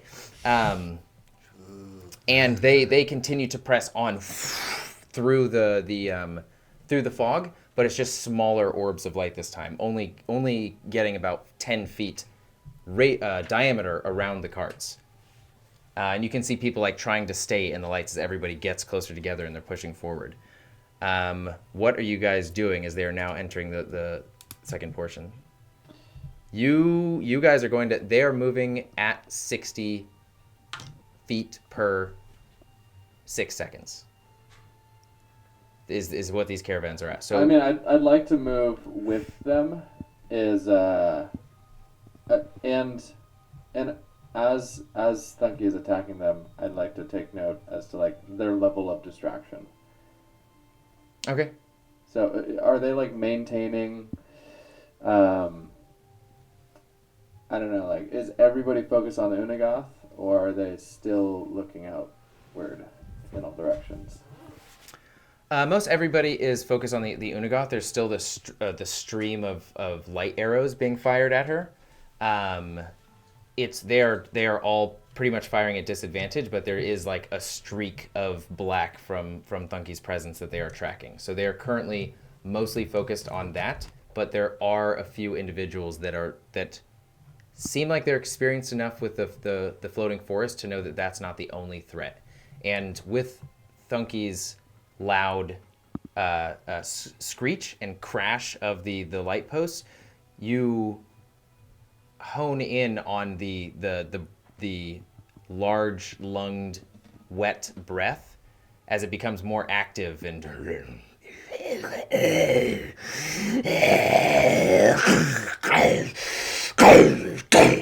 And the cage on the front cart starts to and starts to rock back and forth. Hoping that happen. As soon as I see an opening, I'm gonna prepare to. Well, with that 20 perception check, did I happen to see like a lock on there, or like how is this? The whole thing was cloaked. The whole thing just had a imagine a circus cage or a zoo cage with a large blanket over it, so you couldn't see what the gated mechanism was. Or the locking mechanism was. Oh, that was cloak on the whatever that creature was. But you did see keys on the main guy, who is like running next to his horse and like getting on and trying to hop on. Like, at this point, actually for most everybody, it's only like dull outlines of people doing things as you see the orbs pass through. But you imagine they wouldn't have left their captain behind, or their leader, not a captain. So how far is the leader from me? From you, are you dashing? I'm following, but I'm not. I don't know if I'm. You have to move at a constant 60 feet to catch up. They're at a pace of 60 feet right now. But how far away from me are they? I would call them 60 feet. So can I use hold person on the leader? You don't have clear visibility on the leader right now. Okay. They are pressing. One, I need a confirmation that everybody is following the cart. I am. Yeah. And you need to explain to me how you're doing 60 feet. 40 with a dash. Dashing? Parkir? I can't keep up with that now. I mean, 30 I with a have dash? 30 with a dash is only what? It's 60. Oh, it's 60, it doubles it? Yeah. Oh, I don't want to Yeah. 20, so I guess I use dash as well. Okay. Crow easily makes it either with a dash or the other one. As you guys are following this cart as it's pushing forward through the mist, you in this scene of hyperactivity, and now all the noise that Thunky has made has created noise and activity more so inside of their caravan, has seemed to almost echo outside, and you start to hear sounds pick up from around your perimeter, and even hear like just like the passing of feet of very quick feet prancing on the rocks, maybe like 30 feet around you periodically. As it's almost like, this coursing flow of activity, almost like Mad Maxi type, going into a storm. You hear this like low whistle. The whistle! I would also like Quenzel! to screech again. It's Quenzel! Like directly at them. Okay. At the caravan, at the front of the caravan. And we will pick up there next week. No, Quenzel! Then On Assassins and Dragons. Thank you for joining us, Assassins. Unfortunately, we are at a time crunch. We are about to take off to E3. Recording this the Saturday before. Thank you for joining us, everybody. Tuesday is when this you're going to be watching this. Make sure to catch up on all the awesome announcements that everybody will be announcing at E3, especially Oculus. And also, if you happen to be in the LA area again for Anime Expo, July 4th weekend, come say hi. We'll be there in our full force. And the glorious Team Sasa will unite. Or reunite. We've seen you before. So, anyway, as always, Assassins, until fate next brings us together. And never stop playing role-playing games. Well, you can stop playing every once in a while, just don't completely stop playing. I mean, we don't want you to play here forever and then die playing here. That's...